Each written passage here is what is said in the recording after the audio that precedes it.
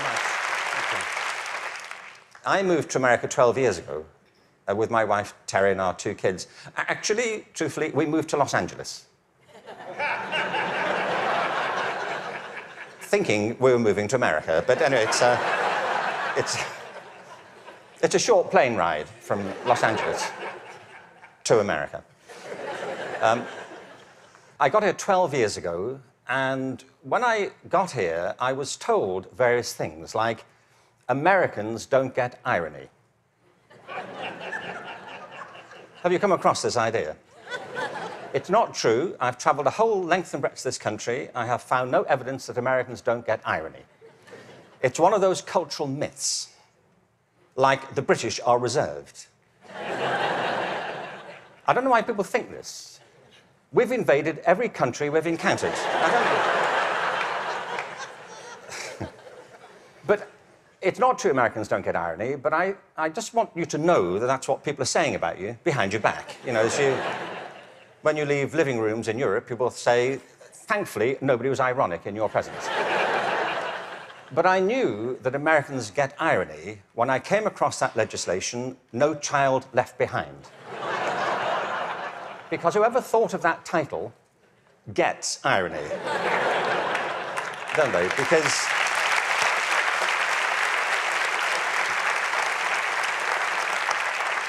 Because it's leaving millions of children behind.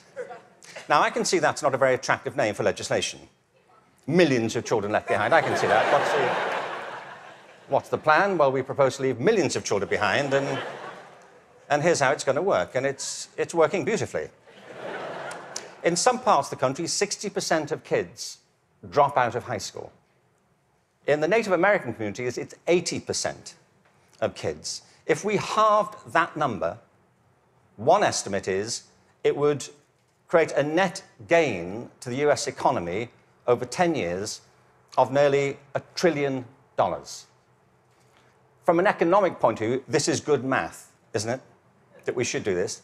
It actually costs an enormous amount to mop up the damage from the dropout crisis. But the dropout crisis is just the tip of an iceberg. What it doesn't count are all the kids who are in school but being disengaged from it, who don't enjoy it, who don't get any real benefit from it. And the reason is not that we're not spending enough money. America spends more money on education than most other countries. Class sizes are smaller than in many countries. And there are hundreds of initiatives every year to try and improve education. The trouble is, it's all going in the wrong direction. There are 3 principles on which human life flourishes, and they are contradicted by the culture of education under which most teachers have to labour and most students have to endure. The first is this, that human beings are naturally different and diverse. Can I ask you, how many of you have got children of your own? OK. Or grandchildren? How about 2 children or more? Right. And the rest of you have seen such children? Small people wandering about. I will make you a bet, and I'm confident I will win the bet. If you've got 2 children or more, I bet you they are completely different from each other, aren't they? Aren't they? You would never confuse them, would you?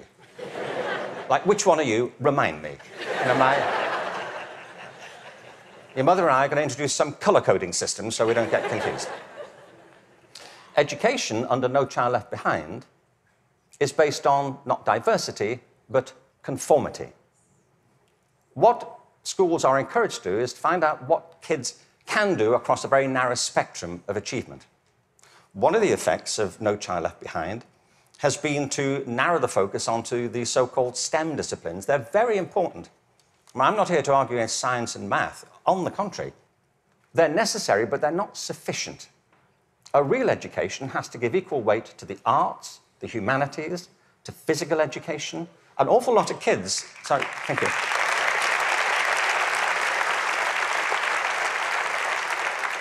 One estimate in America currently is that something like 10% of kids getting on that way are being diagnosed with various conditions under the broad title of attention deficit disorder, ADHD. I'm not saying there's no such thing. I just don't believe it's an epidemic like this. If you sit kids down hour after hour doing low-grade clerical work, don't be surprised if they start to fidget, you know.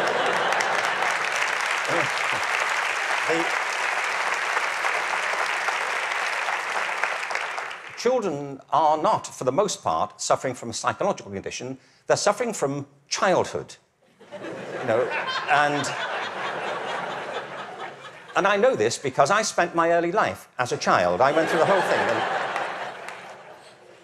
kids prosper best with a broad curriculum that celebrates their various talents, not just a small range of them. And by the way, the arts aren't just important because they improve math scores, they're important because they speak to parts of children's being which are otherwise untouched. The second... Sorry, thank you. The second principle that drives human life and flourishing is curiosity. If you can light the spark of curiosity in a child, they will learn without any further assistance very often. Children are natural learners. It's a real achievement to put that particular ability out or to stifle it. Curiosity is the kind of engine of achievement. Now, the reason I say this is because one of the effects of the current culture here, if I can say so, has been to deprofessionalize teachers. There is no system in the world or any school in the country that's better than its teachers. Teachers are the lifeblood of the success of schools. But teaching is a creative profession. Teaching properly conceived is not a delivery system. You know, you're not there just to pass on received information. Great teachers do that. But what great teachers also do is mentor, stimulate, provoke, engage. You see, in the end, education is about learning. If there's no learning going on, there's no education going on. And people can spend an awful lot of time discussing education without ever discussing learning. The whole point of education is to get people to learn. A friend of mine, an old friend, actually very old, he's dead. That's as old as it gets, I'm afraid. So, but a wonderful guy, he was. A wonderful philosopher. He used to talk about the difference between the task and achievement senses of verbs. You know, you can be engaged in the activity of something, but not really be achieving it. It's like dieting. It's a very good example, you know. There he is, he's dieting. Is he losing any weight? Not really. Teaching is a word like that. You can say, there's Deborah, she's in room 34, she's teaching. But if nobody's learning anything, she may be engaged in the task of teaching, but not actually fulfilling it. The role of a teacher is to facilitate learning. That's it. And part of the problem is, I think, that the culture of, the dominant culture of education has come to focus on not teaching and learning, but testing. Now, testing is important. Standardized tests have a place. But they should not be the dominant culture of education. They should be diagnostic. They should help. You know, if I go for a medical examination, I want some standardized tests. I do. You know, I want to know what my cholesterol level is compared to everybody else's on a standard scale. I don't want to be told on some scale my doctor invented in the car. You know, your cholesterol is what I call level orange. Really? Is that good? We don't know. But all that should support learning. It shouldn't obstruct it, which of course it often does. So in place of curiosity, what we have is a culture of compliance. Our children and teachers are encouraged to follow kind of routine algorithms rather than to excite that power of imagination and curiosity. And the third principle is this, that human life is inherently creative. It's why we all have different resumes. We create our lives, and we can recreate them as we go through them. It's the common currency of being a human being. It's why human culture is so interesting and diverse and dynamic.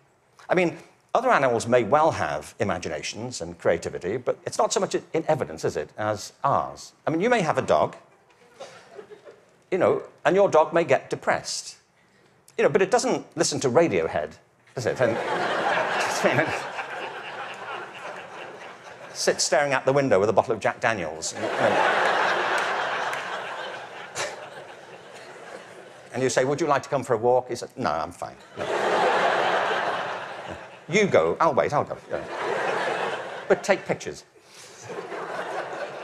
We all create our own lives through this restless process of imagining alternatives and possibilities, and one of the roles of education is to awaken and develop these powers of creativity. Instead, what we have is a culture of standardization. Now, it doesn't have to be that way.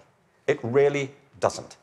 Finland regularly comes out top in maths, science, and reading. Now, we only know that's what they do well at because that's all that's being tested currently. That's one of the problems of the tests. They don't look for other things that matter just as much. The thing about work in Finland is this.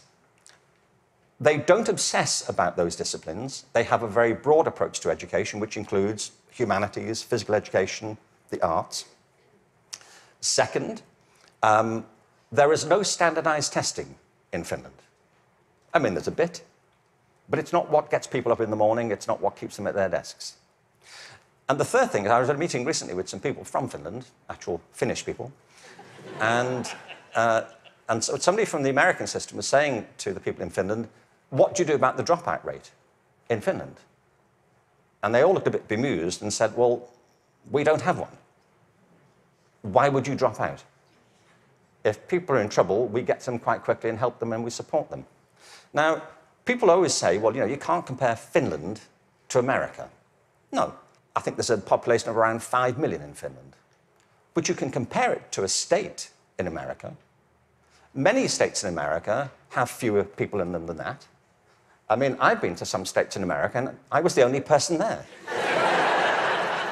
Really. Really, I was asked to lock up when I left. But what all the high-performing systems in the world do is currently what is not evident, sadly, across the systems in America. I mean, as a whole. One is this.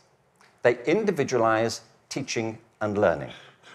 They recognize that it's students who are learning, and the system has to engage them, their curiosity, their individuality, and their creativity. That's how you get them to learn. The second is that they attribute a very high status to the teaching profession. They recognize that you can't improve education if you don't pick great people to teach and if you don't keep giving them constant support and professional development. Investing in professional development is not a cost, it's an investment. And every other country that's succeeding well knows that, whether it's Australia, Canada, South Korea, Singapore, Hong Kong, or Shanghai. They know that to be the case. And the third is they devolve responsibility to the school level for getting the job done. You see, there's a big difference here between going into a mode of command and control in education.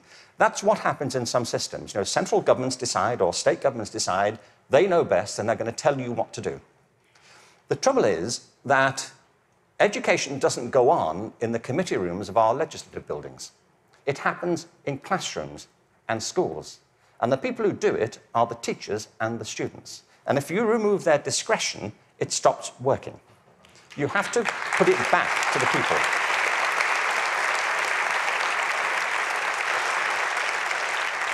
There is wonderful work happening in this country. But I have to say, it's happening in spite of the dominant culture of education, not because of it. It's like people are sailing into a headwind all the time. And the reason I think is this, that many of the current policies are based on mechanistic conceptions of education. It's like education is an industrial process that can be improved just by having better data. And somewhere in, I think, the back of the mind of some policymakers is this idea that if we fine-tune it well enough, if we just get it right, it'll all hum along perfectly into the future. It won't, and it never did. The point is that education is not a mechanical system, it's a human system. It's about people. People who either do want to learn or don't want to learn.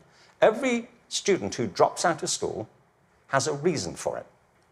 which is rooted in their own biography. They may find it boring, they may find it irrelevant, they may find that it's at odds with the life they're living outside of school. There are trends, but the stories are always unique. I was at a meeting recently in Los Angeles they're called alternative education programs. These are programs designed to get kids back into education. They have certain common features. They're very personalized. They have strong support for the teachers, close links with the community, and a broad and diverse curriculum, and often programs which involve students outside school as well as inside school. And they work. What's interesting to me is these are called alternative education. You know? And all the evidence from around the world is if we all did that, there'd be no need for the alternative.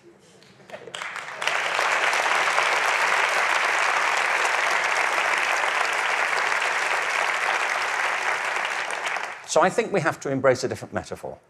We have to recognize that it's a human system and there are conditions under which people thrive and conditions under which they don't. We are, after all, organic creatures. And the culture of the school is absolutely essential. Culture is an organic term, isn't it? Not far from where I live is a place called Death Valley. Death Valley is the hottest, driest place in America, and nothing grows there. Nothing grows there because it doesn't rain, hence Death Valley. In the winter of 2004, it rained in Death Valley. 7 inches of rain fell over a very short period. And in the spring of 2005, there was a phenomenon. The whole floor of Death Valley was carpeted in flowers for a while. What it proved is this, that Death Valley isn't dead. It's dormant. Right beneath the surface are these seeds of possibility, waiting for the right conditions to come about. And with organic systems, if the conditions are right, life is inevitable. It happens all the time. You take an area, a school, a district, you change the conditions, give people a different sense of possibility, a different set of expectations, a broader range of opportunities. You cherish and value the relationships between teachers and learners. You offer people discretion to be creative and to innovate in what they do. And schools that were once bereft spring to life. Great leaders know that.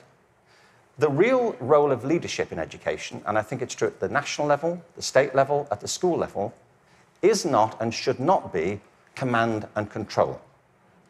The real role of leadership is climate control, creating a climate of possibility. And if you do that, people will rise to it and achieve things that you completely did not anticipate and couldn't have expected. There's a wonderful quote from Benjamin Franklin. There are 3 sorts of people in the world. Those who are immovable, people who don't get it, they don't want to get it, they're not going to do anything about it. There are people who are movable, people who see the need for change and are prepared to listen to it. And there are people who move, people who make things happen. And if we can encourage more people, that will be a movement. And if the movement is strong enough, that's, in the best sense of the word, a revolution. And that's what we need. Thank you very much. Thank you very much.